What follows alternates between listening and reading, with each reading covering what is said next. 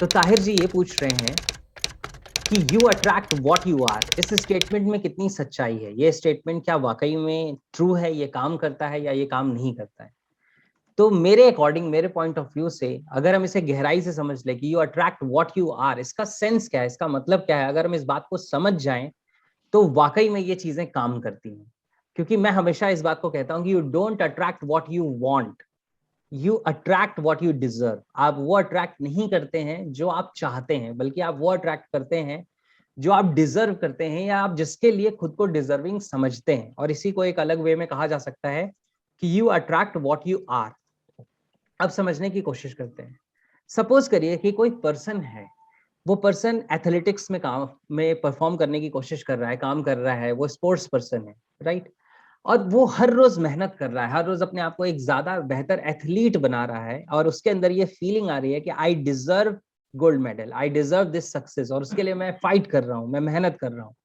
तो अब क्या हो रहा है कि वो एक्चुअली उस गोल्ड मेडल को अट्रैक्ट कर रहा है, क्योंकि वो उसके लिए प्राइस पे कर रहा है, उसके अंदर वो डिजर्विंग की फीलिंग है। सेम इसी पर्टिकुलर तरीके से कोई स्टूडेंट है, अगर वो हार्ड वर्क कर रहा है, वो मेहनत कर रहा है अपनी पढ़ाई पे, अपने परफॉर्मेंस को इम्प्रूव कर रहा है, अपनी स्किल्स को इम्प्रूव कर रहा है, वो क्वेश्चंस को या कॉन्सेप्ट्स को समझ रहा है, और क्वेश्चंस के आंसर्स को मेमोराइज कर रहा है रिस्पॉन्ड करने के लिए एग्जाम में। तो इस पर्टिकुलर टाइम पे वो क्या कर रहा है कि हु यू आर का मतलब है कि इनसाइड द माइंड उसकी सेल्फ इमेज क्या है? उसकी सेल्फ इमेज है एक सक्सेसफुल स्टूडेंट की, उसकी सेल्फ इमेज है कि जिसमें वो एक विनर बन रहा है, एक विजेता बन रहा है। तो जब उसकी ये सेल्फ इमेज अंदर होगी तो वो इन्हीं चीजों को अट्रैक्ट करेगा। दैट मीन्स यही सिचुएशन उसकी जिंदगी में क्रिएट हो, ऐसा 100% नहीं हो जाएगा, लेकिन इसकी प्रोबेबिलिटी बढ़ जाएगी। और प्रोबेबिलिटी क्यों बढ़ जाती है? वो इसलिए बढ़ जाती है because you start taking actions in that direction, you build that kind of thought process, यानी कि आपके एक्शन उसी डायरेक्शन में हो जाते हैं और आप उसी तरह की थॉट प्रोसेस बिल्ड करने लगते हैं। जैसे मैं कहता हूं कि आप कितने भी अच्छे खिलाड़ी हों, लेकिन अगर आप गेम खेल रहे हैं और आपकी थॉट प्रोसेस में ये है कि मैं तो जीतूंगा नहीं, या हमारी टीम जीतने वाली नहीं है, तो आप अपना बेस्ट परफॉर्मेंस भी नहीं दे पाएंगे, राइट? तो जो आपके माइंड के अंदर चीजें होंगी, वैसी ही चीजों को आप अपनी जिंदगी में अट्रैक्ट करेंगे। दैट मीन्स उसी के अकॉर्डिंग आप अपनी कैपेबिलिटी को यूज करेंगे। इसीलिए कहा जाता है कि your behaviour is consistent to the images of your mind. आपके माइंड के अंदर जो इमेजेस वर्क कर रही हैं, जो इमेजेस चल रही हैं, वही इमेजेस के साथ आपके बिहेवियर कंसिस्टेंट होते हैं। अगर आप सक्सेस की इमेज को अपने माइंड के अंदर प्लांट कर चुके हैं तो आपका बिहेवियर सक्सेस प्रोड्यूस करने वाला होगा।